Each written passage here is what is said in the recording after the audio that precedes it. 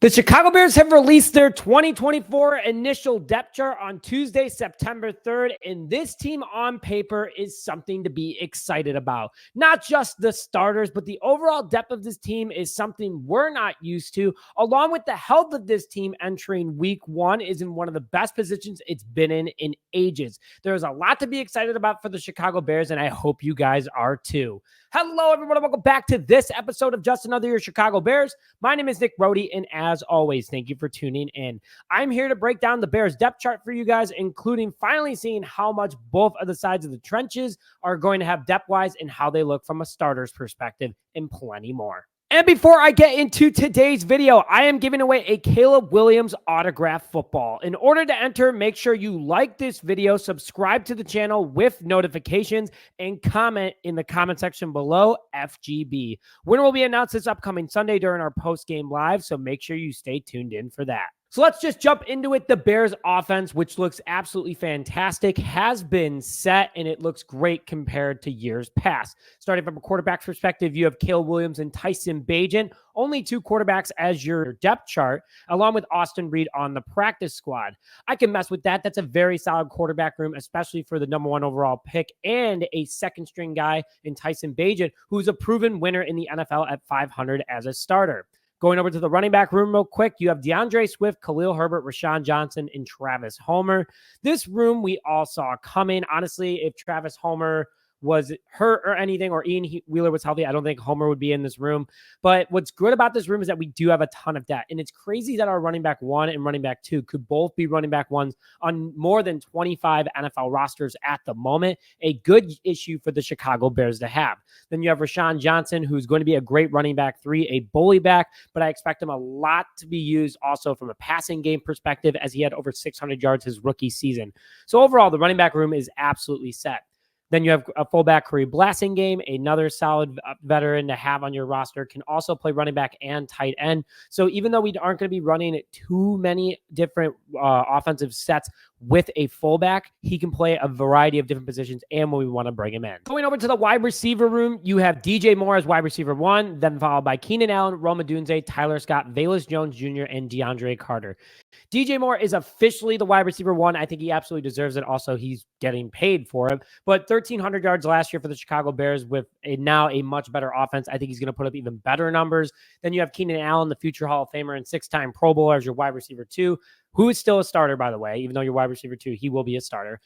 Just a great problem to have. He would be our wide receiver one in any other year minus last year, but Keenan Allen, a great player. So now you have DJ Moore and Keenan Allen lead your wide receiver room, followed by rookie Rome Odunze, who gets to learn from these guys and will still get a lot of playing time, even though he's wide receiver three. And Tyler Scott will be a great downfield, deep threat kind of guy, or a slot wide receiver that this Bears team definitely needs in different offensive sets.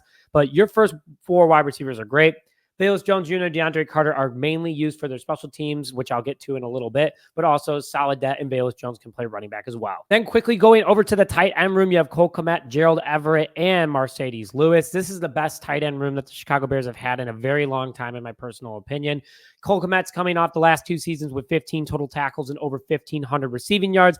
Everett had his career years under Shane Waldron and was Caleb Williams' favorite target during camp. And Mercedes Lewis is just a solid veteran to have and a huge mentor to help get these guys, not only from a tight end room perspective, but the entire offense as a whole, and a great leader. 10 total offensive linemen for the Chicago Bears, though. Starting from left to right, you have left tackle starting Braxton Jones, Tevin Jenkins at left guard, Coleman Shelton at center, right guard Nate Davis, and right tackle Darnell Wright as your starters. Coleman Shelton won the starting job, which I think was well-deserved because it seemed like he only had one bad snap off camp. Of course, it was like one of his first ones.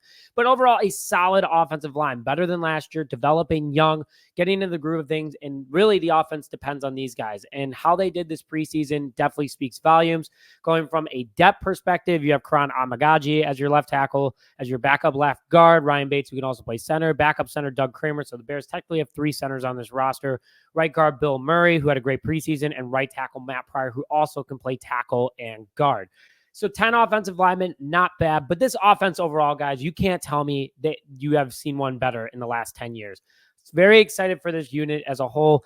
Poles did a great job putting it together. It's only going to get better from here too, but they look great starting out of the gate for the beginning of the season.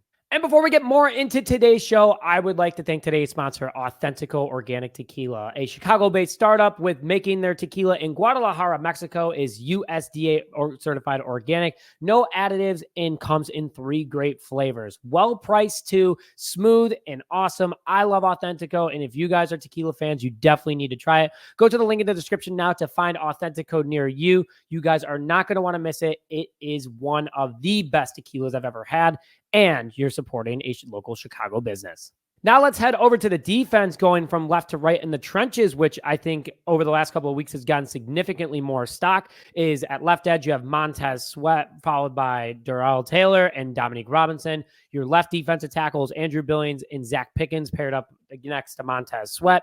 From another side of the trenches, you have Javon Dexter Sr. as the other starting defensive tackle, and then your other starting edge was DeMarcus Walker, followed by Chris Williams behind Dexter Sr., Austin Booker behind Walker, and Daniel Hardy. A solid defensive line. The front 4 alone is going to be quarterback nightmares, along with having that depth. Again, one of my favorite moves has been keeping Hardy and also Darrell Taylor that we brought in a couple of weeks ago for a 6th-round pick from the Seattle Seahawks. But I like how they set this up because you have Montez Sweat and Andrew Billings, who are about 4 inches difference in diameter and length. Obviously, Andrew Billings weighs way more. But then you have big Javon Dexter Sr. and a shorter DeMarcus Walker on the outside. So the balance of size is absolutely there, which doesn't make it easy for offensive lines in order to double team against these guys. So really good setup overall. You're probably going to see them, shuffling around on the defensive and offensive line as well. Just on the defensive line. But overall, solid unit overall, great depth too. Things are looking good and a lot better than they were at the beginning of camp. Going to the linebackers, you have your starters being Tremaine Edmunds and TJ Edwards. And then you have Amon Sewell and Sanborn as your guys backing them up. I mean, Sanborn is definitely going to be the first man up. And then the other 2 are really for special teams and depth if needed. But a great room, big guys, fast, good tacklers, all expertise in their own areas. So you're going to probably see a lot of different linebacker rotations as well. But very good stuff here from a depth perspective. I like what they have on the field for the Chicago Bears, and things are looking positive. The defensive secondary, though, looks absolutely dangerous. Your starting safeties are Jaquan Brisker and Kevin Byard. Your starting nickel is Kyler Gordon. Then you have Jaylon Johnson and Tyrqiue Stevenson. And any of the guys behind them can play any sort of position. That's the versatility that we need. You have Elijah Hicks behind Brisker. You have Jonathan Owens behind Byard. You have Josh Blackwell behind Kyler Gordon. You have Jalen Jones behind Jaylon Johnson. And then Terrell Smith behind Tyrqiue Stevenson. So this room is big. They're fast. They're young. This group could be together for a very long time, actually. I mean, most of them are on multiple-year contracts, but the Bears definitely did a good job hitting on this because these guys are also the special teams gunners. They're going to make things really difficult on receiving teams from a kickoff and a punt return perspective. But overall, solid room here from a defensive perspective. Again, I'm saying this defense is going to be top 10 in the NFL, top 5. You know what? I've scratched that. I'm going top 5 for sure. They look dangerous. They can get takeaways. I am a huge fan of what's next for the Chicago Bears defense, and I think you guys should be too. I'm already pounding that they're going to have over 25 takeaways this upcoming season. Quickly going through the special teams, obviously, Cairo Santos is your kicker. Your punter is Tory Taylor. Your long snapper is Scott Daly, who we just picked up until Patrick Scales is back. Your kick returner is going to be Velus Jones Jr., which is obviously a lock-in. That's where I think he's mainly kept on this roster, guys, to be fully honest with you. They tried putting him in other areas to show he had versatility, and they found it at running back. But great kick returner, so excited about him. And then DeAndre Carter, who we brought in and right before training camp, is one of the league's better punt returners. I know he had that fumble in the preseason, but that's okay. The Bears are in a very good position. No more muffed punts or kickoffs or anything like that. I'm liking our special teams unit so far, and I think Poles did a great job putting it together. But overall, guys, great team here, great depth. One of the more exciting teams that I've seen on paper in a long time for the Chicago Bears, and I think they're going to win a lot of games. I got them standing at 12-5, and I would love to hear what you guys have to think too. But I'm excited for this season. It's going to be great, and I'm totally looking forward to it. But with that, thank you as always for this episode of Just Another Year Chicago Bears. My name is Dick Brody, and as always, bear down, baby.